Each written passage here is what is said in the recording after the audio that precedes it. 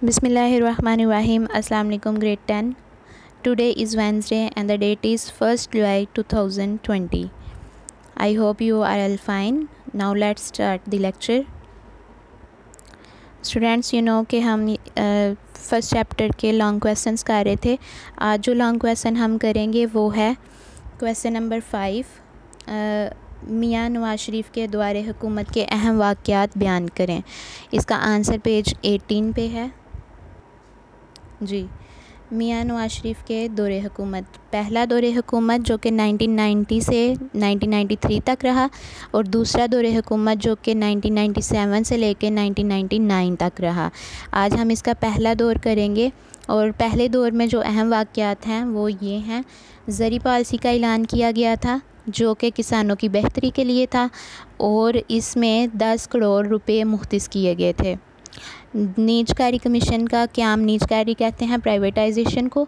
1991 में हुकूमत ने नीजकारी कमीशन का ऐलान किया. इससे सरकारी बैंकों और माहौलियाती इदारों में इस्लाहात की गई और प्राइवेट शोबे में जो बैंक कायम थे उनकी भी हौसला अफजाई की गई. सूबों के दरमियान पानी का मसला था, ठीक है, उसके ऊपर एक माहदा हुआ. 4 सूबों के दरमियान दरियाई सिंध के पानी की तकसीम पर तनाज़ा चल रहा था. हुकूमत की कोशिशों से सूबे के दरमियान एक माहदा तय पाया जिससे पानी का तनाज़ा जो है वो ख़त्म हो गया. बैतुल माल का क़याम, नवाज शरीफ ने 1992 में एक सरदारती ऑर्डिनेंस के ज़रिए बैतुल माल कायम किया और इसका मकसद गरीब लोगों की माली मदद करना था. खारजा पॉलिसी जो कि इंग्लिश में इसको हम फ़ॉरेन पॉलिसी कहेंगे. और फ़ॉरेन पॉलिसी बच्चों ये है कि हुकूमत दूसरे ममालिक को कैसे डील करती है और अपने मफादात को कैसे हासिल करती है. फ़ॉरेन पॉलिसी को हम फ़ॉरेन रिलेशंस भी कह सकते हैं, यानी कि दूसरे ममालिक के साथ हमारे ताल्लुकात. अब इनमें जो नवाज शरीफ के दौर में खारजा पॉलिसी में मस्बत तब्दीलियाँ की गई. अफ़गानिस्तान में क़याम अमन के हवाले से अफ़गानिस्तान के मुख्तलिफ़ लीडरों से मुज़ाकरात करके क़याम अमन की खातिर मुख्तलिफ़ ग्रोहों में सुलह करवाने की पॉलिसी जारी की गई. ठीक है. मसला कश्मीर के हल के लिए भारत को बाज़ाब्ता दावत दी गई लेकिन मुज़ाकरात बामकसद ना हो सके.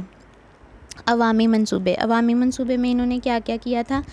अवाम की फ़लाह व बहबूद के लिए एक तो तमीर वतन प्रोग्राम बनाया, रोज़गार स्कीम बनाई, मोटरवे प्रोजेक्ट बनाए और yellow cab scheme. Yellow cab आपको पता होगा जैसे टैक्सीज़ होती हैं उस तरह की कैब बनाई गई जो कि गरीब लोगों के लिए था कि वो उसके ज़रिए जो है वो रोज़गार कमा सकें.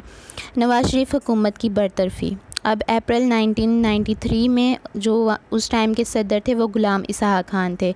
उन्होंने आइन की शिक 58(2)B का सहारा लेकर नवाज शरीफ की हुकूमत को बरतरफ कर दिया, यानी कि उनको हटा दिया. तो फिर इन्होंने मुस्लिम लीग जो थी उन्होंने सदर के फ़ैसले के ख़िलाफ़ सुप्रीम कोर्ट में अपील दायर करवाई. तो फिर सुप्रीम कोर्ट के जो अहकामात थे सुप्रीम कोर्ट ने क्या किया कि सदर के अहकामात को मुस्तरद कर दिया. ग़ुलाम इसहाक़ खान ने जो उनको इल्ज़ाम लगाया था उन पे वो मुस्तरद कर दिया और फिर मियाँ नवाज शरीफ की हुकूमत को बहाल कर दिया. लेकिन क्या हुआ कि सदर ग़ुलाम इसहाक़ खान और मियाँ नवाज शरीफ के दरमियान जो थे इख्तलाफात चलते रहे और बिलाखिर क्या हुआ कि मियाँ नवाज शरीफ ने जुलाई 1993 में वज़ारत उज़्मा से इस्तीफ़ा दे दिया. ठीक है, ये इसका पहला दौर है. कल हम इसका दूसरा दौर करेंगे. फ़ी अमानिल्लाह.